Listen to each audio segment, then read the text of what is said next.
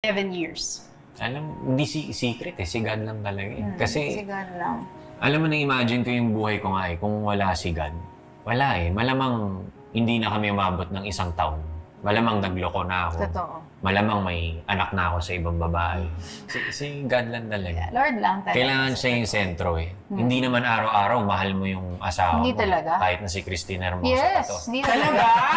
Hindi talaga. Totoo yan. Totoo yan. Diba? Totoo yan. Kahit gaano pa Tsaka you kaganda, don't always like them. kasi ang asawa mo, hindi mo araw-araw yan mamahalin. Yes, totoo yan. If you're just gonna base it on feelings, naniniwala talaga ako na that ang love hindi siya feelings eh.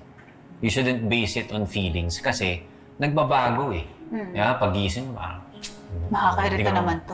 Parang mga 50% lang kitang love today. Di ba? Alam mo yung ganun? Hindi ka masyado maganda ngayon. Tsaka pag wala ka sa mood. Diba? Diba? Love is a decision naman talaga.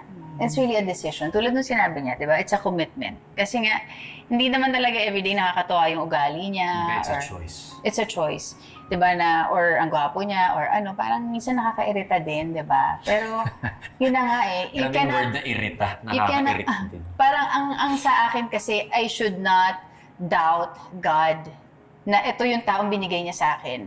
It's like questioning Him eh, kung nagreklamo ako eh. So, Lord, kahit na ano pa yan, God, ikaw nang bahala sa kanya.